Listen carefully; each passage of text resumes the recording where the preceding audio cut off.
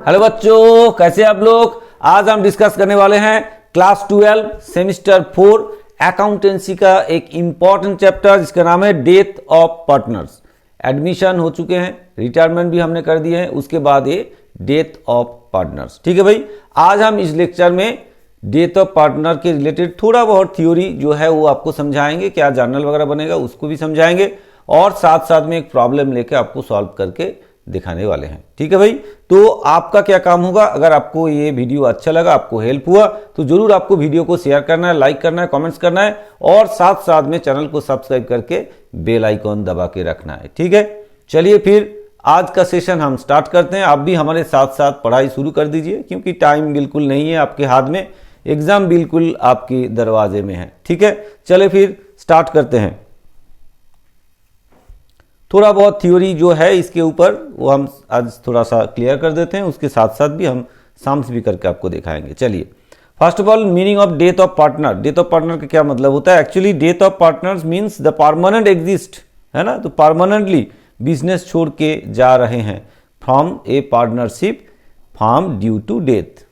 कोई पार्टनर का अगर देहांत हो जाते हैं तो फिर वो उनका जो मतलब पार्टनर्स के हिसाब से जो उसका एग्जिस्टिंग वो नहीं रहता है। तो जैसे कि रिटायरमेंट की तरह ही है, लगभग रिटायरमेंट और डेथ में बहुत ज़्यादा अंतर नहीं है। जैसे रिटायरमेंट होता है, पार्टनर चले जाते हैं, ऐसे डेथ के बाद तो ऑटोमेटिकली जाना ही तो है, वो तो चले ही गए हैं।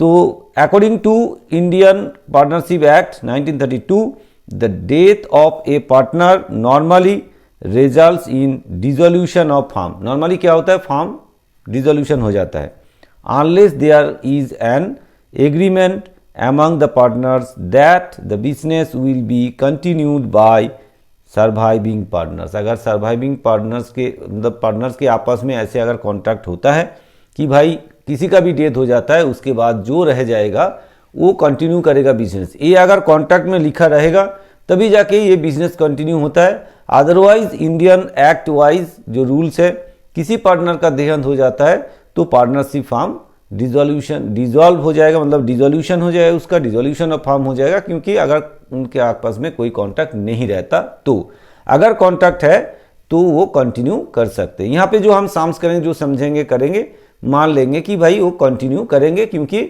जो पार्टनर का देहांत हुआ वो चले जाएंगे, उसके बाद आपस में उनका कॉन्ट्रैक्ट है कि जो पार्टनर रह जाएगा वो बिजनेस को कंटिन्यू करेगा।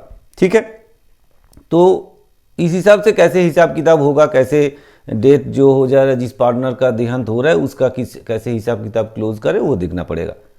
ई फार्म्स कंटिन्यू, अगर फार्म बिजनेस को कंटिन्यू करते हैं, the accounts of the deceased partner must fully settle and the amount due to him to be paid legal representative और एग्जीक्यूटर। ठीक है, जो पार्टनर जिसका देहांत हुआ है उसका कोई लीगल रिप्रेजेंटेटिव और एग्जीक्यूटर के हाथ में जो उसका ड्यूज है, पार्टनर का जब उनका देहांत हुआ वहां तक, उतने दिन तक उनका जो जो ड्यूज है सब किसको देना पड़ेगा?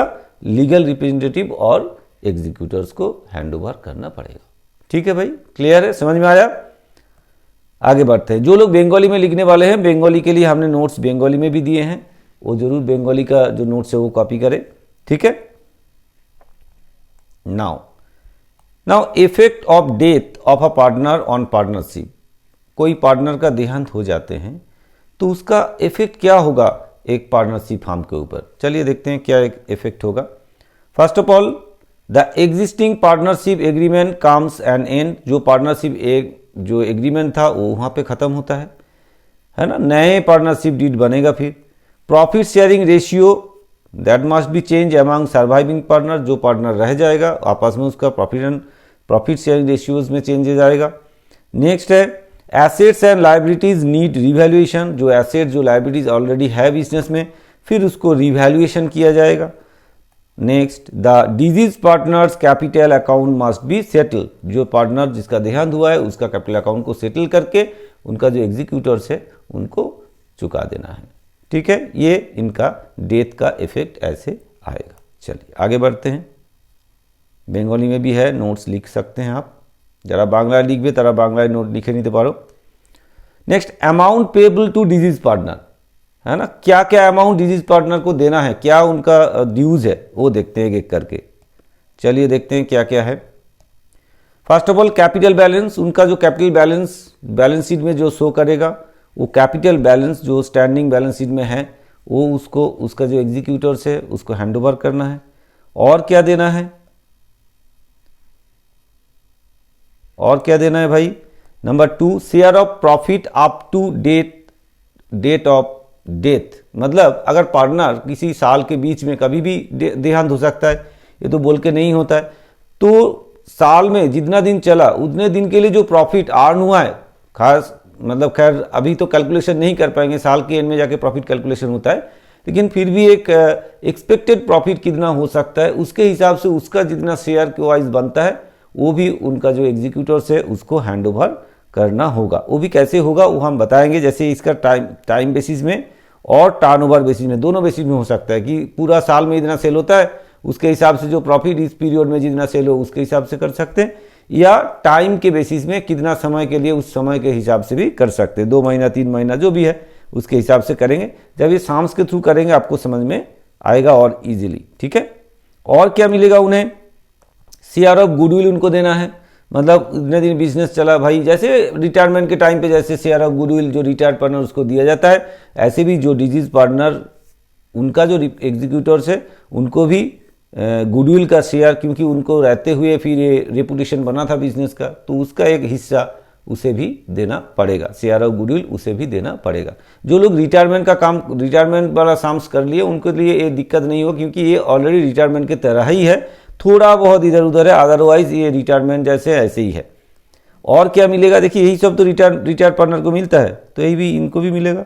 नेक्स्ट क्या है, share of reserves and accumulated profit, जो भी एक्यूमुलेटेड प्रॉफिट और रिजर्व आपका बैलेंस शीट में शो करेगा जो रहेगा उसको ट्रांसफर कर देना। अगर लॉस भी होगा वो भी बियर करेगा, है ना, जो प्रॉफिट है उसको जैसे डिस्ट्रीब्यूट करेंगे ऐसे लॉस भी उनके आपस में बांट देना पड़ेगा, जैसे बाकी पार्टनर को जैसे मिलता है उनको भी वो रिजर्व का पोर्शन मिलेगा। और क्या होगा, revaluation of assets and liabilities, आप क्या करना पड़ेगा, at the time of death assets and liabilities are revalued at reflected their current value, है ना, जो करेंट वैल्यू जो रिफ्लेक्ट होगा उसी हिसाब से एसेट्स एंड लायबिलिटीज को रिवैल्यूड किया जाएगा। और रिवैल्यूएट के कारण कुछ प्रॉफिट जनरेट हो सकता है या लॉस जनरेट हो सकता है। अगर प्रॉफिट हुआ या लॉस हुआ दोनों ही पार्टनर को, जो पार्टनर डिजीज पार्टनर का जो एग्जीक्यूटिव है उनको मिलेगा, अगर प्रॉफिट हुआ तो मिलेगा, लॉस होगा तो फिर उनसे कैपिटल अकाउंट से डेबिट करेंगे, एडजस्ट करेंगे, ठीक है। उनका जो रेशियो है रेशियो के हिसाब से होगा। अब देखते हैं कि भाई जो गुडविल ट्रीटमेंट कैसे करें गुडविल का, तो ये जैसे आपका रिटायरमेंट के लिए जैसे गुडविल का ट्रीटमेंट होता है ऐसे ही होगा। If goodwill is raised in the books, अगर गुडविल को रेज किया जाए तो deceased partner shares is credited to his account, उसका अकाउंट में क्रेडिट किया जाएगा। If goodwill is not raise, अगर रेज नहीं करेंगे तो adjustment is made through the capital, हम कैपिटल के थ्रू उनका कैपिटल को क्रेडिट करेंगे, बाकी पार्टनर को कैपिटल को डेबिट करके उसका गेनिंग रेशियो में एडजस्ट कर देंगे, जैसे हम लोग करते हैं रिटायरमेंट के केस में।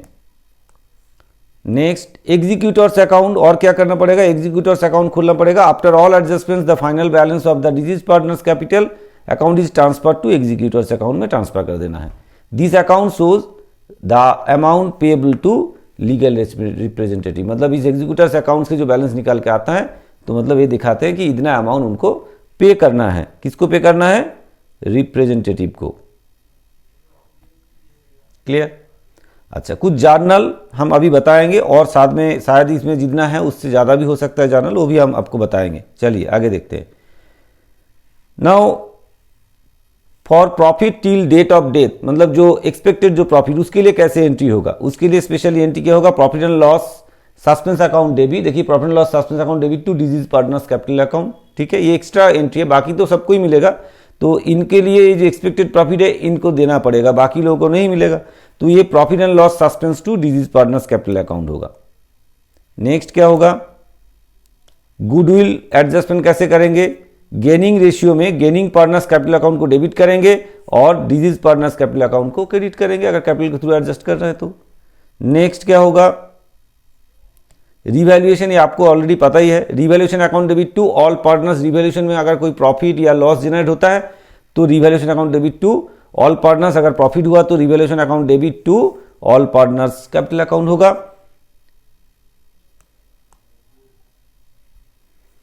ट्रांसफर ऑफ एग्जीक्यूटर्स, अच्छा जो अगर रिवैल्यूएशन का लॉस होता है तो उल्टा होगा, all partners capital account debit होगा और रिवैल्यूएशन अकाउंट क्रेडिट होगा। नेक्स्ट क्या है, ट्रांसफर ऑफ एग्जीक्यूटर्स, जब एग्जीक्यूटर्स की अकाउंट में हम ट्रांसफर करेंगे, एंट्री कैसे करेंगे, डिजीज पार्टनर्स कैपिटल अकाउंट में जो बैलेंस आएगा उसको ट्रांसफर करेंगे एग्जीक्यूटर्स कैपिटल अकाउंट बोल के, तो मतलब deceased partners capital account debit to executors account, इस तरह से ट्रांसफर हो जाएगा। अच्छा इसमें ना एक दो एंट्री हमें लगा कि ऐड करना चाहिए, जो कि इसमें नंबर 5 है, हमने 5 एक एंट्रीज हम करके आपको दिखाते हैं। एक्चुअल में ऐसे भी एंट्री आएगा, जैसे हम यही कर देते हैं, जैसे interest on capital, interest on capital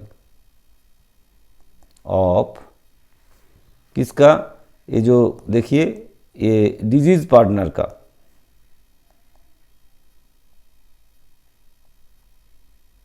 disease partners का इंटरेस्ट ऑन कैपिटल कैसे करेंगे एंट्री, एंट्री क्या होगा, interest on capital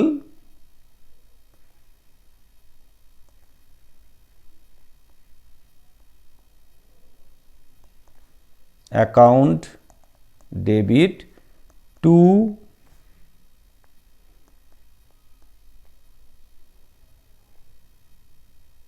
disease partners capital account.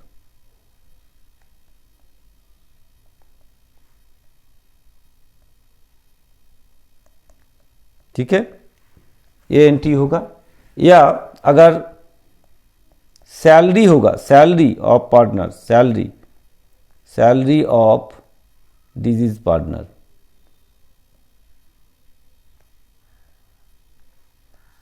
उसके लिए क्या एंट्री होगा, लिख के रखिए भाई, सैलरी ऑफ डिजीज पार्टनर, उसके लिए क्या एंट्री होगा, salary account debit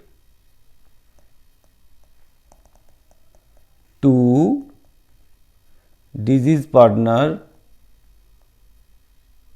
capital account.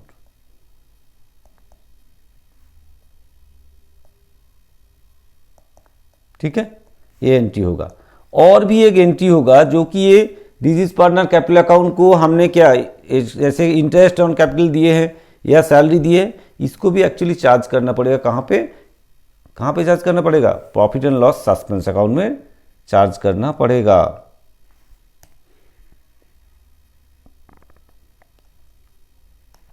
तो उसके लिए एंट्री क्या होगा, salary and interest charged to profit and loss suspense account. Profit and loss suspense account. ठीक है, ये जो प्रॉफिट एंड लॉस सस्पेंस हमने पहले एकदम से शुरुआत वाला जो एंट्री था, देखिए ये profit and loss suspense account जो है इसमें हम चार्ज करेंगे। ठीक है, तो इसके लिए एंट्री क्या बनेगा, इसके लिए एंट्री बनेगा profit and loss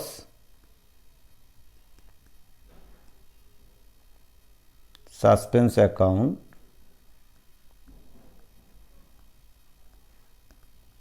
debit to profit and loss suspense account debit to interest on loan, sorry interest on capital, loan क्यों भाई,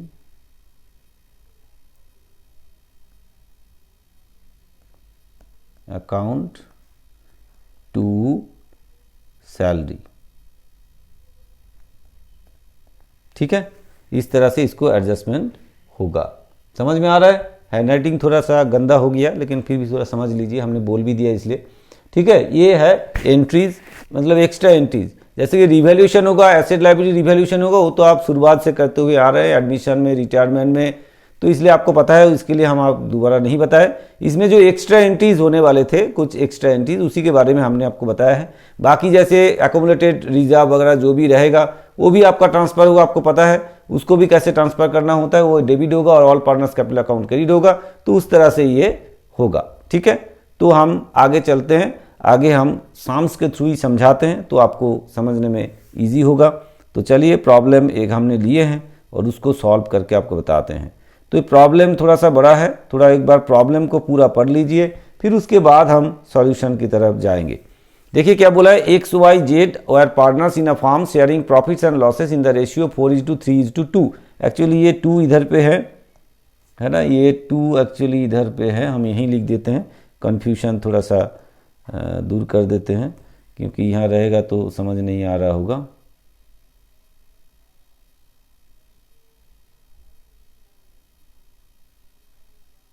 ठीक है, तो 4:3:2 ये है हमारा रेशियो। तो हमें क्या करना है, हमें ये देखिए ये बैलेंस शीट हमको दिया हुआ है, हमें दिया है और इस हिसाब से आपको कुछ एडजस्टमेंट नीचे दिया हुआ। क्या बोला गया है, ऑन 30 जून 2024 जेड डाइड। इसमें एक चीज़ और आपको देखना है भाई, ईयर एंड कब हो रहा है, ईयर एंड कब हो रहा है। देखिए ईयर एंड हो रहा है 31/3/2024 और उनका जो देहांत हुआ है कब, जून में हुआ है। जो जेड का जो जेड जून में उनका देहांत हुआ है। तो बीच में से कितना दिन था, देखिए अप्रैल मई जून, 3 महीने का गैप है। इन 3 महीने का उसको इंटरेस्ट ऑन कैपिटल मिलेगा। अगर उनका सैलरी कुछ है तो 3 महीने के लिए सैलरी मिलेगा और जो प्रॉफिट उनके पास देना है, जो एक्सपेक्टेड प्रॉफिट इस 3 महीने का, वो भी उसको देना पड़ेगा। ठीक है, क्लियर है। चलिए आगे और बढ़ते हैं और क्या प्रॉब्लम है बताया, देखते हैं धीरे धीरे। Goodwill of the firm valued 45,000 बोल दिया गया। Stock was under valued 6,000, debtors 4,000 provided bad और a claim of 3,000 against workman compensation reserve was accepted. Then profit for the year 2024-25 was estimated 27,000 बोल दिया गया और Z shares of profit till date of death was to be calculated on the time basis, time के हिसाब से करना है। Z was entitled to salary 2,000 per month. अब amount due to Z was transfer to executors account. ये है पूरा Sam's. तो करना क्या है, हमें करना है रिवैल्यूएशन अकाउंट करना है, पार्टनर्स कैपिटल अकाउंट करना है और जेड्स एग्जीक्यूटर्स अकाउंट करना है। ठीक है भाई, यही हमें करना है।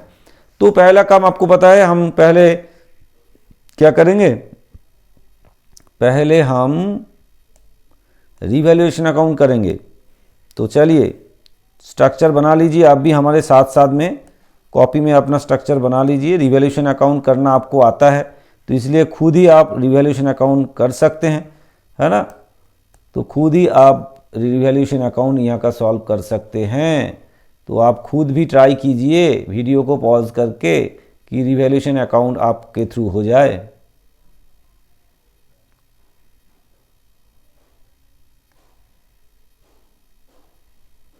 ठीक है भाई, स्ट्रक्चर बना लीजिए। ये हमारा रिवैल्यूएशन अकाउंट रेडी है। हम पहले रिवैल्यूएशन अकाउंट को करेंगे, उसके बाद आगे बढ़ेंगे। तो ये रिवैल्यूएशन अकाउंट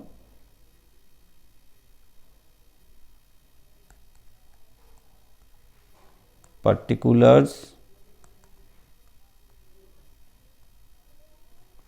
अमाउंट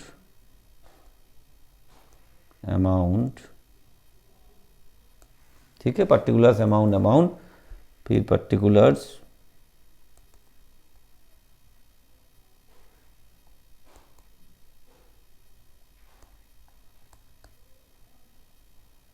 ठीक है, ये क्रेडिट, ये डेबिट, थोड़ा स्ट्रक्चर में टाइम लग गया।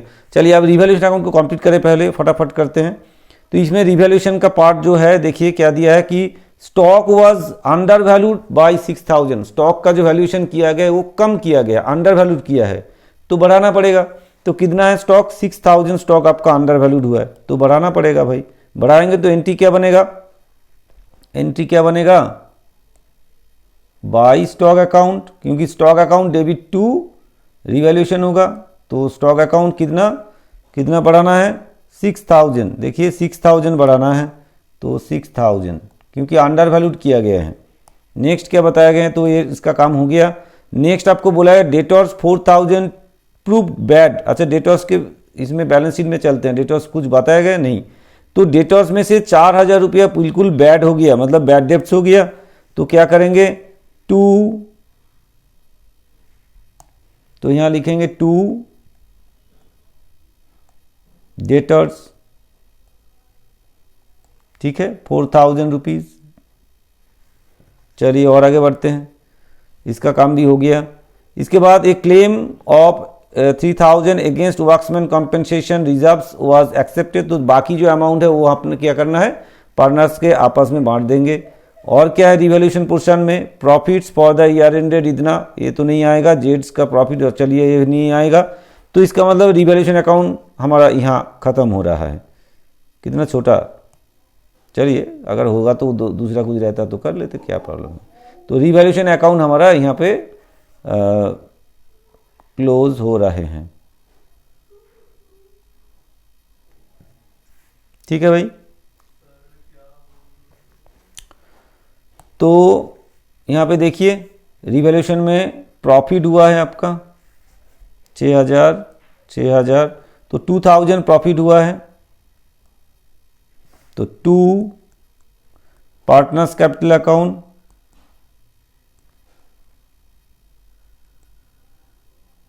ठीक है भाई, 2 पार्टनर्स कैपिटल अकाउंट। क्या क्या नाम था, X Y and Z.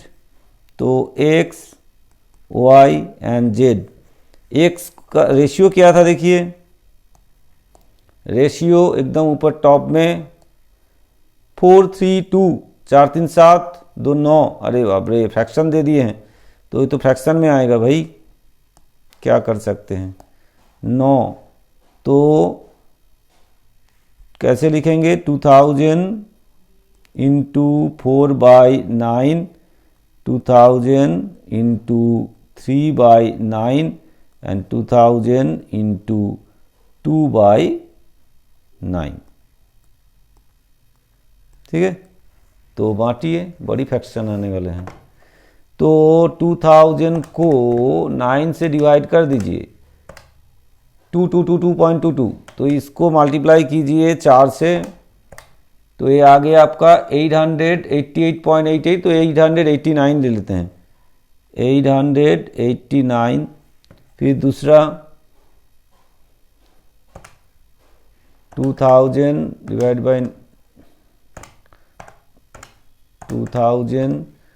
Bye 9 into 3, 6666, 667 ले लेते हैं, 667, ठीक है।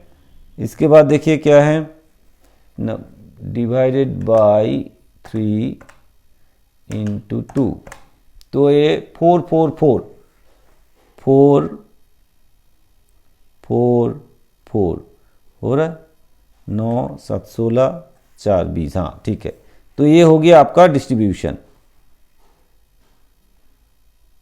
ठीक है।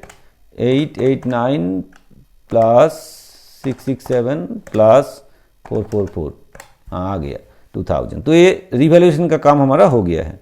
अब हम आगे चलेंगे पार्टनर्स कैपिटल अकाउंट, जो कि सबसे ज़्यादा इम्पॉर्टेंट काम है। पार्टनर्स कैपिटल अकाउंट यहाँ पे सबसे ज़्यादा इम्पॉर्टेंट काम है, क्योंकि यहीं पे कई सारे एंट्रीज हमें डालना है, ठीक है। इसको थोड़ा सा ध्यान से आपको करना भी है। 3 पार्टनर है,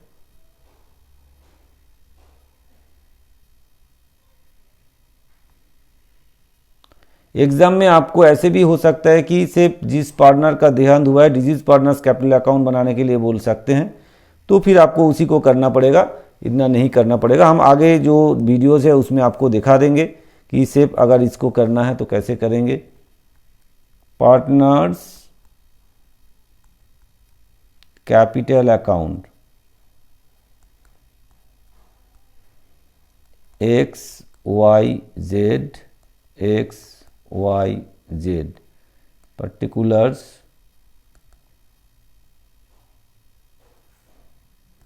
credit debit,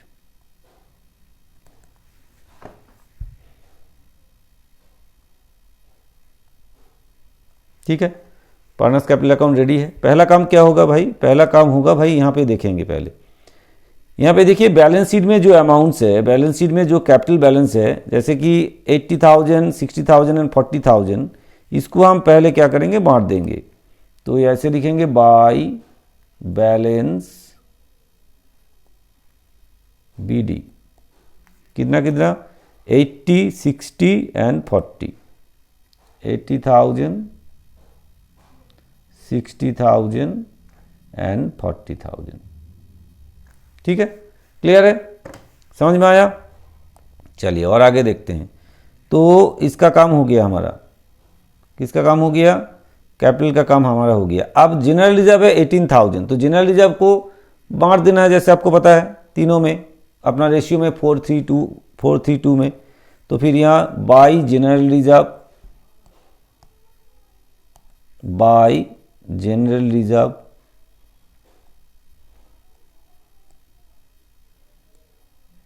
bye general reserve कितना होगा, देखिए 18,000 है, 18,000 को 432, 4 3 7 2 9, 9 से डिवाइड करेंगे 2,000, तो यहाँ हो जाएगा 8,000, फिर यहाँ हो जाएगा 6,000 और यहाँ हो जाएगा 4,000। ठीक है, 6 4 10 18 हो गया। और क्या है, यहाँ पे देखिए जनरल रिजर्व का काम हमने कर दिया। अब वर्क्समैन कॉम्पेंसेशन जो फंड है उसमें से रिजर्व में 9,000 है, लेकिन यहाँ पे बोला गया है कि भाई इसका जो क्लेम है वो है ओनली 3,000। ठीक है, इसका क्लेम ओनली कितना है, इसका क्लेम है ओनली 3,000। तो इसका मतलब बाकी जो अमाउंट है 9,000 में से 3,000 चला गया, जो 6,000 जो अमाउंट है वो अमाउंट पार्टनर की आपस में बांट दिया जाएगा। तो क्या करेंगे यहाँ पे, by workmen's compensation fund at the ratio, अच्छा कितना अमाउंट करना है, 9,000 माइनस 3,000 जितना क्लेम है उसको छोड़ के, एट द रेशियो 4:3:2। तो इसमें बांट देना है, तो 6,000 आएगा, 6,000 को 432 मतलब 9, तो 6,000 डिवाइड बाई 9 इंटू कितना 4, एक आ जाएगा 2,667, तो इसके लिए आएगा 2,667 डिवाइड बाई 4 इंटू 3, 1999 मतलब 2,000, सॉरी 20,000 लिख दिया क्यों, 2,000 डिवाइड बाई 3 इंटू 2, ये हो जाएगा 1,333। ठीक है भाई, 1,333 प्लस 2,000 प्लस 2,667, तो ये आ गया 6,000। ठीक है, तो इसका काम हो गया। फिर आगे देखते हैं। तो इसका काम भी हमने कर दिया। अब आगे profit for the year, profit हुआ है कितना, अच्छा और एक काम पहले कर देते हैं, है ना, जो रिवैल्यूएशन प्रॉफिट हुआ था, यहाँ पे देखिए जो रिवैल्यूएशन प्रॉफिट हुआ है 889,667,444, इसको भी ट्रांसफर कर देते हैं ना यहाँ पे, बाय रिवैल्यूएशन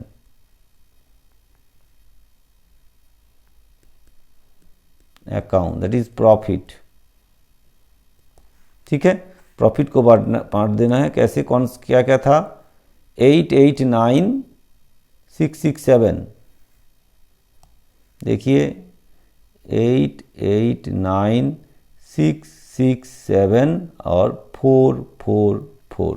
ठीक है, क्लियर है, समझ में आया। चलिए और आगे बढ़ते हैं। अब चलते हैं आगे कि भाई हमारा ये इसका काम हो गया। अब जो प्रॉफिट, एस्टिमेटेड प्रॉफिट है 27,000 बोल दिया गया, तो उनको कितना मिलेगा उसका पोर्शन, 27,000 अगर 24-25 का प्रॉफिट है तो उसमें से कितना पीरियड के लिए, 3 महीने के लिए, तो 3 महीने का प्रॉफिट कितना होगा और उसके लिए उसका जो शेयर है उस हिसाब से कितना शेयर मिलेगा, प्रॉफिट मिलेगा, वो देखना है आपको। चलिए फिर उसको हम थोड़ा सा वर्किंग्स में कर लेते हैं यहाँ पे। ठीक है, वर्किंग्स कर लेते हैं।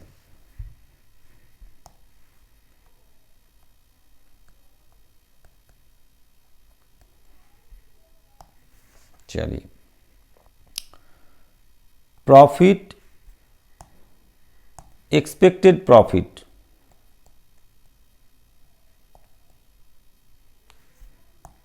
एक्सपेक्टेड प्रॉफिट इन 2024-225 इज कितना बोला गया है? 27,000। सो एक्सपेक्टेड प्रॉफिट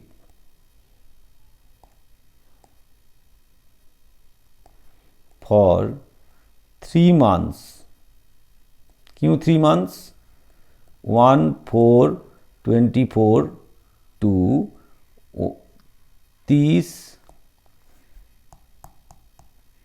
to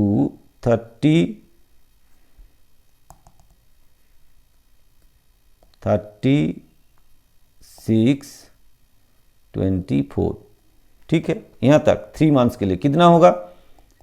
27,000 पूरा साल का, तो 3 महीने के लिए कितना होगा? 3/12 होगा। तो करते हैं फिर, कितना आएगा? 27,000 डिवाइड बाई 12 इंटू 3 कर देते हैं। 27,000 इंटू 3 डिवाइड बाई 12, तो ये होगा 6,750। ये होता है 3 months का आपका टोटल, क्या बनता है? 3 months का टोटल प्रॉफिट, एक्सपेक्टेड प्रॉफिट। तो उनका शेयर कितना है भाई? जेड का, तो जेड शेयर ऑफ प्रॉफिट कितना होगा? जेड शेयर ऑफ प्रॉफिट कितना होगा? जेड शेयर ऑफ प्रॉफिट होगा 6750 इंटू 2/9, क्योंकि उनका 2/9 उनका शेयर है। तो 6750 इंटू 2 डिवाइड बाई 9 कितना आएगा? 1500, ठीक है। क्लियर है? तो फिर इसको कैसे लिखेंगे? यहाँ पे इसको कैसे लिखेंगे? इसको हम यहाँ लिखेंगे बाई प्रॉफिट एंड लॉस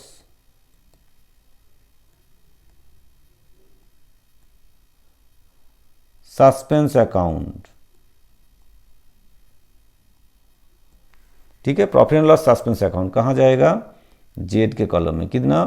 1500 मिलेगा, ठीक है। और क्या करना है भाई? और क्या करना है? इसका काम भी कर दिया हमने। जेड शेयर ऑफ प्रॉफिट इसका हो गया बेसिस में। अब Z is entitle to get salary 2000 per month, 2000 करके पर मंथ उनको सैलरी मिलेगा। उसके लिए क्या एंट्री होगा? इसके लिए बाय सैलरी, ठीक है। बाय सैलरी कितना मिलेगा? 2000 करके पर मंथ, कितना? 2000 करके पर मंथ। तो कितना महीने के लिए? 3 months के लिए मिलेगा। तो 2000 इंटू 3, तो 6000 मिलेगा, ठीक है। अच्छा, और एक काम आपको बाकी है, वो क्या करना है कि ये जो गुडविल है ना, गुडविल आपको बोला गया था, गुडविल वैल्यूएशन किया गया 45,000, ये पार्टनर को देना है। एक होता है आप रेज करके राइट ऑफ कर दे, या तो पार्टनर्स कैपिटल अकाउंट के थ्रू उसको एडजस्ट करे। तो एक काम करते हैं, देखते हैं यहाँ पे उनका जो अमाउंट था, रेशियो था 4:3:2। बाद में देखिए, बाद में उनका नए रेशियो क्या होगा इसके बारे में कुछ नहीं बताया गया है। अगर नए रेशियो में नहीं बताया गया तो हम इसको मान लेंगे, एज्यूम कर लेंगे कि उनका जो पुराना रेशियो है ओल्ड रेशियो ही उसका न्यू रेशियो है। तो उसी हिसाब से पार्टनर्स का जो कैपिटल के थ्रू, कैपिटल अकाउंट के थ्रू हमें ये गुडविल उनका जितना पोर्शन है उसको एडजस्ट करना पड़ेगा। तो चलिए फिर करते हैं।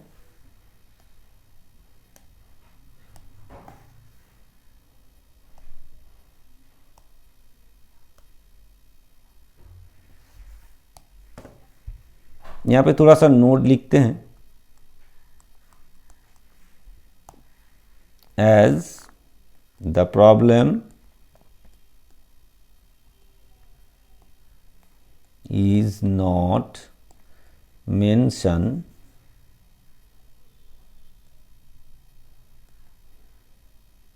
the new ratio we assume that the old ratio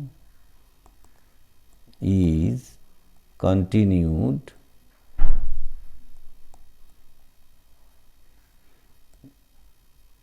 as new ratio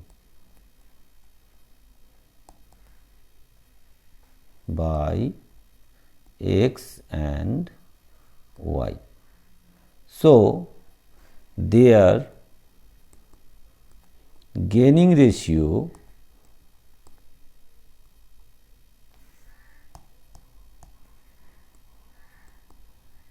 will be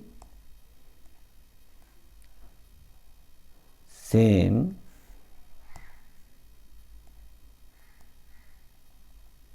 as old ratio, that is 4:3, क्योंकि 4:3 आपस में रेशियो एक्स एंड वाई के आपस में रेशियो था, तो इसका मतलब है 4:3 उनका न्यू रेशियो बना है, तो इसका मतलब उनका गेनिंग रेशियो भी 4:3 में ही हुआ है। तो अगर 4:3 में हुआ है तो ऐसे गुडविल एडजस्टमेंट कैसे करेंगे? गुडविल के लिए यहाँ पे एडजस्ट कर देते हैं। नाउ नंबर 2 वाला नोट्स में हम लिखेंगे goodwill adjustment.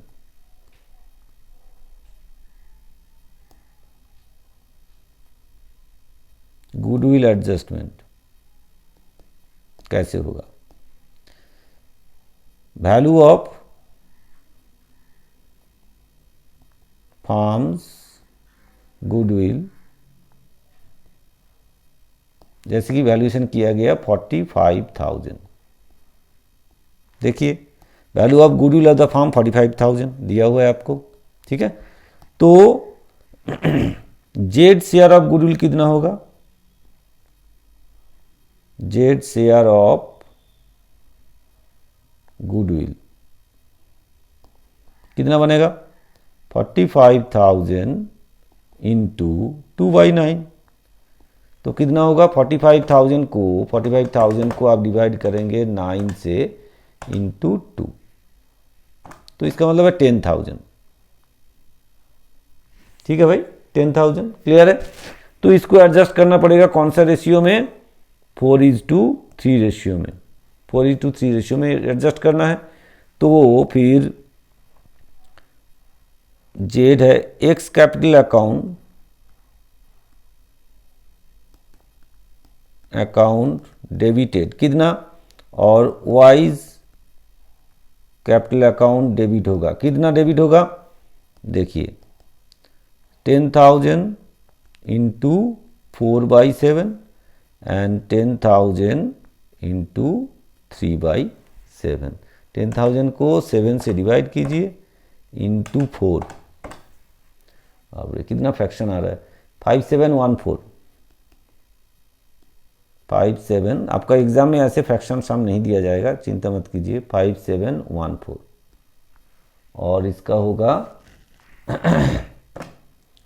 10,000 divide by 7 into 3,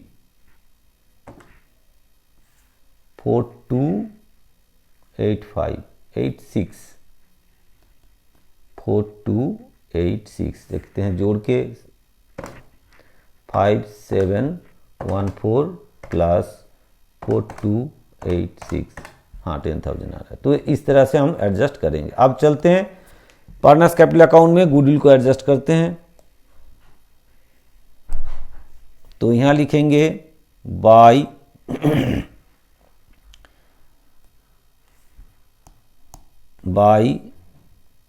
access and एक साथ वाइज कैपिटल अकाउंट, ठीक है, करके हम यहां लिखेंगे 10,000 जो जाने वाले हैं, और फिर इधर क्या लिखेंगे? 2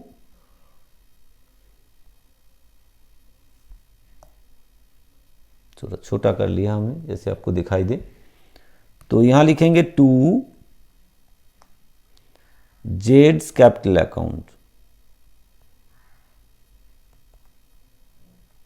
तो यहां लिख एक्चुअली एडजस्टमेंट ऑफ गुडविल।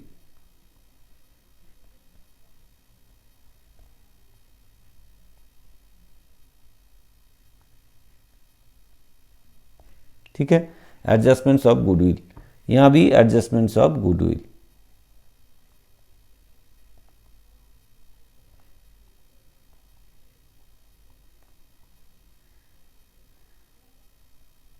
ठीक है भाई, चलिए यहां पे अमाउंट कैसे लिखेंगे? देखिए अमाउंट हमने ऑलरेडी कैलकुलेट करके रखे हैं, कितना कितना करके 57144286 57144286 57144286। ठीक है, 5714 प्लस 4286।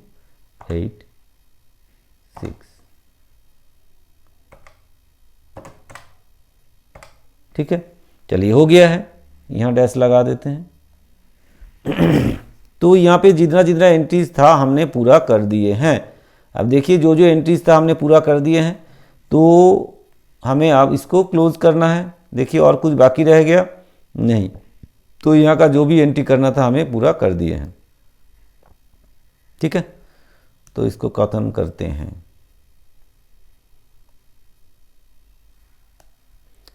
तो इसको क्लोज करते हैं फिर।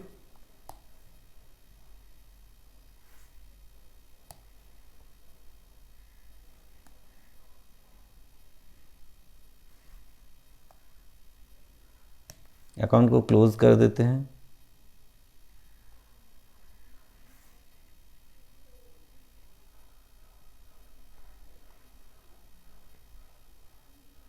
ठीक है, तो अब जो बैलेंस आएगा जेड का, उसको ट्रांसफर कहाँ करना है? जेड का जो बैलेंस आएगा उसको ट्रांसफर करना हमें जेड्स एग्जीक्यूटर अकाउंट में। तो पहले जेड का क्लोज करते हैं। 10,000 plus 6,000 plus 1,500 plus 444 plus 1,333 plus 4,000 plus 40,000, ये आ गया 63,277। ठीक है, 63,277 दिखाई दे रहा है भाई, हम हट जाते हैं थोड़ा सा। 63,277। ठीक है, इनका भी टोटल कर लेते हैं। तो ये 63,077 यहाँ आएगा, क्योंकि यहाँ पे और कुछ बैलेंस नहीं है, यहाँ लिख देते हैं 63,277 63,277। यहाँ लिखेंगे टू जेड्स एग्जीक्यूटर्स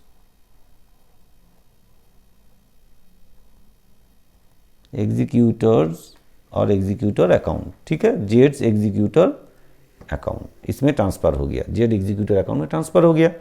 और इनका जो दोनों का रह जाएगा, इसको बैलेंस निकालेंगे। जैसे 60,000 प्लस 6,000 प्लस 2,000 प्लस 667, तो इसका हो गया 68667। यहाँ पे भी 68667। फिर इसका कितना हो गया 800, फिर 8000 प्लस 2667 प्लस 889। तो ये आ गया आपका 91556। ठीक है, 91556, ये भी 91556 माइनस करें 5714, ये आ गया 85842 85842। और इसका कितना आता है 68667 माइनस 4286, ये आएगा आपका 64381। ठीक है, ये आ गया बैलेंस टू बैलेंस CD। ठीक है, खत्म, यहां तक कंप्लीट हो गया। अब हम क्या करेंगे, एग्जीक्यूटर्स अकाउंट खोलेंगे।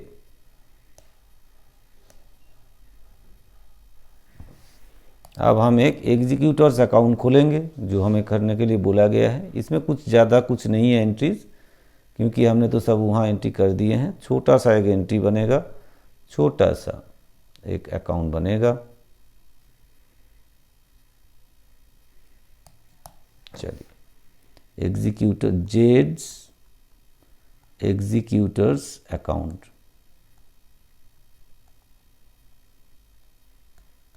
Z executor account particulars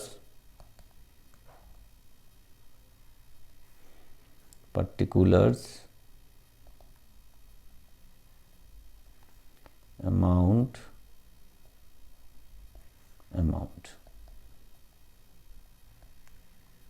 credit debit. ठीक है, तो यहाँ कैसे लिखेंगे, यहाँ देखिए आगे। पहले यहाँ पे हमने किया था पार्टनर्स कैपिटल अकाउंट में क्या बोले थे, पार्टनर्स कैपिटल अकाउंट में हमने लिखा था टू एग्जीक्यूटर्स अकाउंट। तो इसमें क्या होगा, बाई पार्टनर्स कैपिटल अकाउंट। किसका capital account, Jades capital account, by Jades capital account. ठीक है, तो जेड्स कैपिटल अकाउंट में कितना आएगा, जो उनका ड्यू बना है,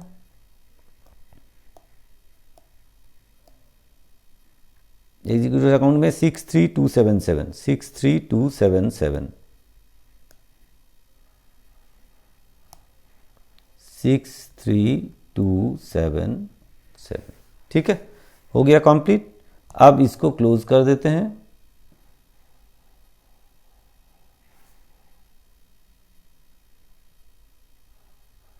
तो यहाँ पे साम्स में कुछ नहीं बोला गया कि भाई लोन में ट्रांसफ़र किए या पेमेंट कर दिए, कुछ नहीं बोला गया। तो हम मानते हैं इसको इस तरह से बैलेंस इसका कंटिन्यूज होगा।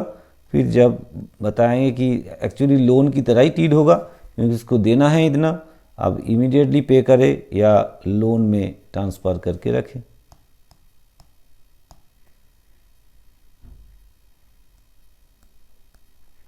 तो यहाँ हम करेंगे टू बैलेंस, ये बैलेंस शो करते हैं इतना, बैलेंस CD कितना 63277।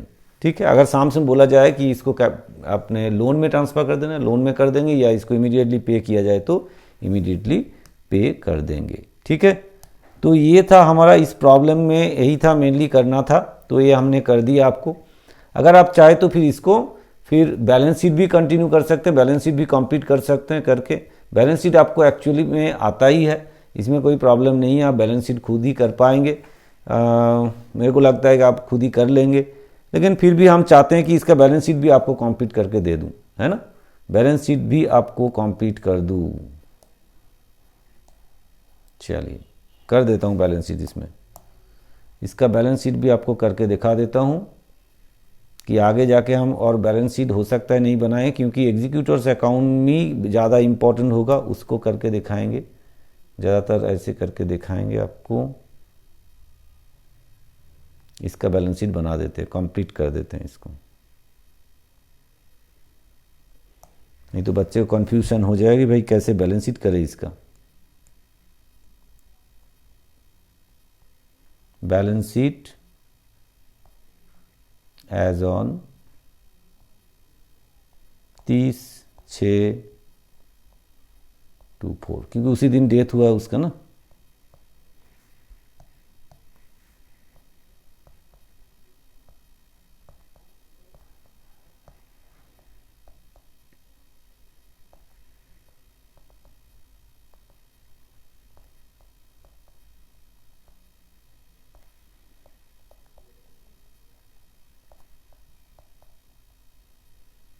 ठीक है, कंप्लीट। अब एक एक करके लिखते हैं। अब पहले एक काम करें, पहले हम कैपिटल को लिख देते हैं। कैपिटल,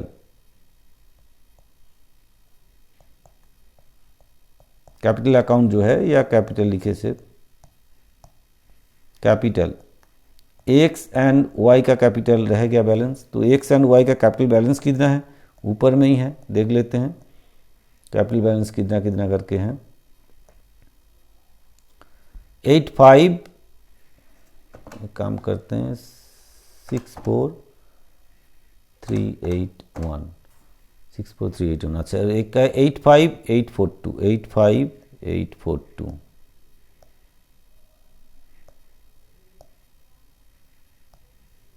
इनका 85842 है, और इसका 64381, 64381, ठीक है, 64381 दोनों का आ गया। 64381, ठीक है। तो इन दोनों को जोड़े और बाहर करें, प्लस 85842, तो ये आ गया 1150223, ठीक है। और एक काम भी लिख देते हैं, जो एग्जीक्यूटर्स अकाउंट का जो बैलेंस पड़ा है 63277, इसको भी लिखना पड़ेगा, ऊपर में वही था ना, हाँ 63277, 63277। तो जेड्स एग्जीक्यूटर्स अकाउंट 63277, ठीक है। ये देखिए 63277 ये लिख दिया हमने। और क्या रह गया,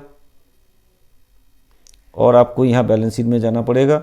बैलेंस शीट में क्या क्या आइटम है उसके हिसाब से, जैसे यहाँ पे क्रेडिटर्स 30,000 है, वो लिखना है क्रेडिटर्स 30,000,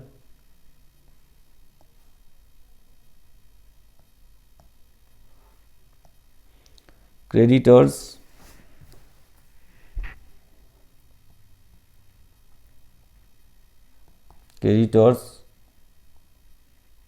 30,000 है, ठीक है। अच्छा,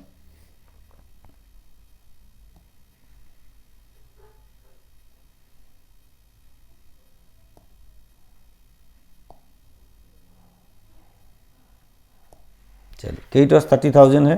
फिर उसके बाद इस साइड का काम हुआ है। अच्छा, और एक चीज़, वॉक्समैन कॉम्पेंसेशन जो था, वॉक्समैन कॉम्पेंसेशन, इसमें से 3000 आपका क्लेम है, नीचे बोला गया है। तो वॉक्समैन कॉम्पेंसेशन का 3000 का एक क्लेम है, उसको यहाँ लेना है। फिर लिखे वॉक्समैन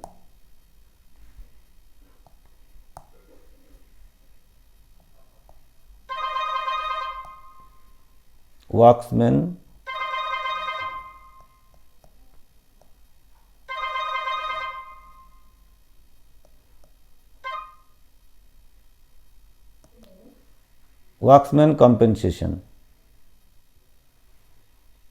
वॉक्समैन कॉम्पेंसेशन आपका 3000 है, ठीक है। वॉक्समैन कॉम्पेंसेशन है 3000, ठीक है। फिर इसके बाद क्या है, देखिए इस साइड का काम तो हमारा हो गया है। अब इस साइड का काम होगा, जैसे कैश है, डेटर्स है, कैश है 12,000, कैश 12,000, डेटर्स कितना है, देखिए 36,000, डेटर्स है 36,000। फिर उसके बाद एक बात बताया गया है नीचे, देखिए डेटर्स 35,000 था, 36,000, उसमें से 4,000 आपका बैड डेट हुआ है, 4,000 बैड डेट हुआ है, तो less bad debts 4,000,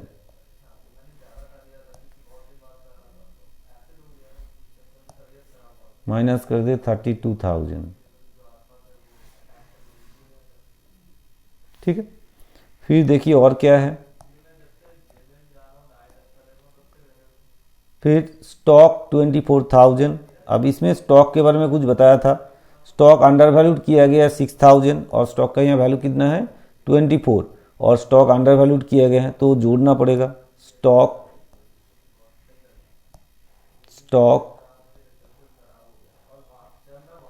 24,000 add under valued,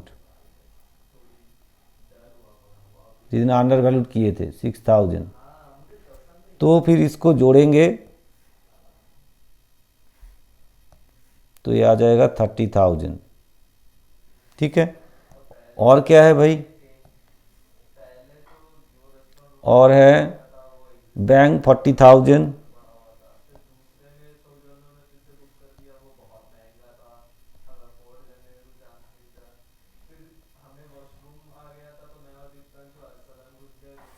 चलिए 40,000 हो गया। फिर उसके बाद फर्नीचर, इसमें कुछ चेंजेस आया है नहीं, और किसी में तो चेंज हुआ नहीं है, तो इसको बैठा देते हैं एक एक करके। तो furniture 20,000,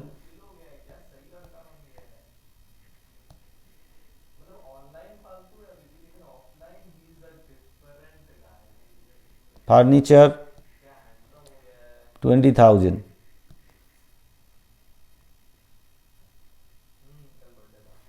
plan and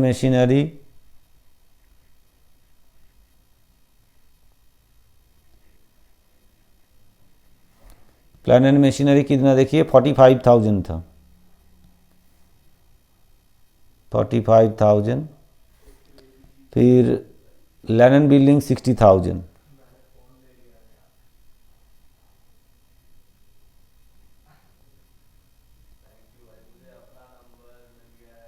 land and building 60,000।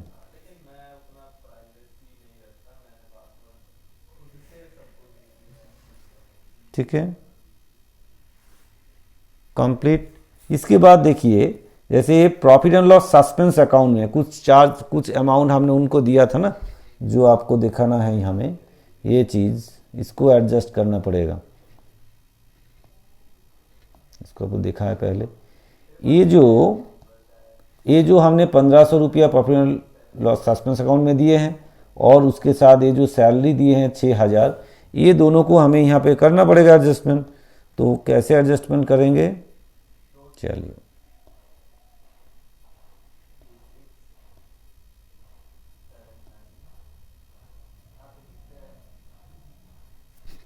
Profit and loss suspense, ठीक है, इसके अंदर आएगा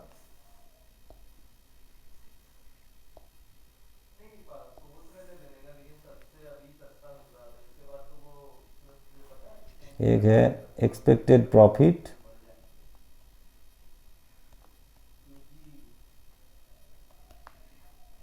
जो प्रॉफिट शेयर, और साथ में सैलरी, ये दोनों ही देना पड़ेगा। कितना है भाई, ये एक्सपेक्टेड प्रॉफिट है 1,500 और ये है सैलरी है उसका 6,000। ठीक है, ये दोनों को भी ऐड करके बाहर करें 7,500। देखो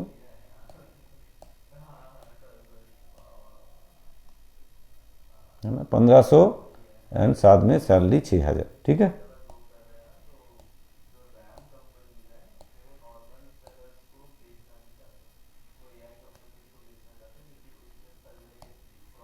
तो आप इसको टोटल करें,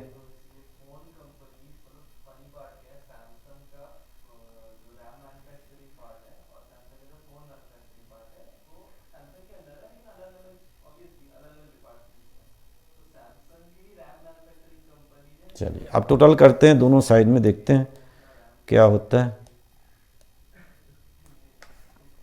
पहले इस साइड में 15,0223 प्लस 63,277 प्लस 30,000 प्लस 3000, ये आ गया 246500, 246500।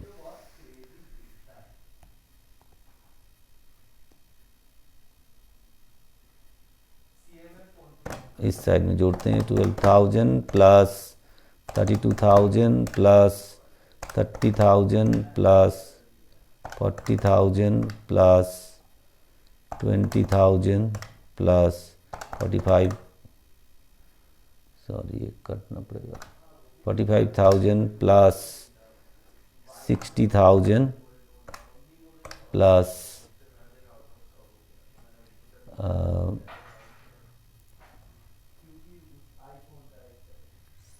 7,500 प्लस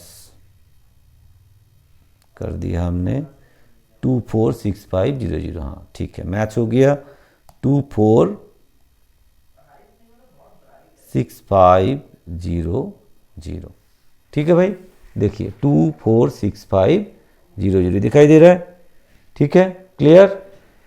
तो ये था हमारा डेथ का ये साम्स। हमने कंप्लीट साम्स आपको करके दिखाए, जैसे कि रिवैल्यूएशन, उसके बाद आपका partners capital account, executors account and साथ में बैलेंस शीट। लेकिन एग्जाम में आपको इतना बड़ा साम्स तो नहीं दिया जाएगा, खासतौर से WB बोर्ड में तो इतना बड़ा साम्स नहीं दे पाएगा, पार्टली देगा, कोई एक पार्ट दिया जाएगा, या एग्जीक्यूटर्स अकाउंट भी खोलने के लिए बोल सकता है आपको।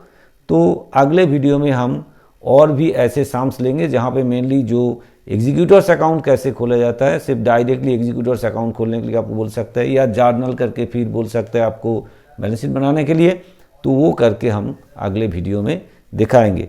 ठीक है भाई, अगर आपको अच्छा लगा, आपको हेल्प हुआ, तो ज़रूर आपको क्या करना है, चैनल को आपको सब्सक्राइब करना है, बेल आइकॉन जरूर दबाना है, और साथ साथ में वीडियो को आपको ज़रूर शेयर करना है, लाइक करना है, कमेंट्स करना है। ठीक है भाई, तो आपको अगर अच्छा लगा तो दोस्तों को भी हेल्प करना चाहिए। तो एग्ज़ाम बिल्कुल आपके नज़दीक आ गए हैं, तो पढ़ाई आप लोग जारी रखिए, और हम मिलते हैं नेक्स्ट वीडियो में, जहां हम और अच्छा सा कोई प्रॉब्लम लेके आपको सॉल्व करके बताएंगे। ठीक है भाई, मिलते हैं नेक्स्ट वीडियो में। Thank you.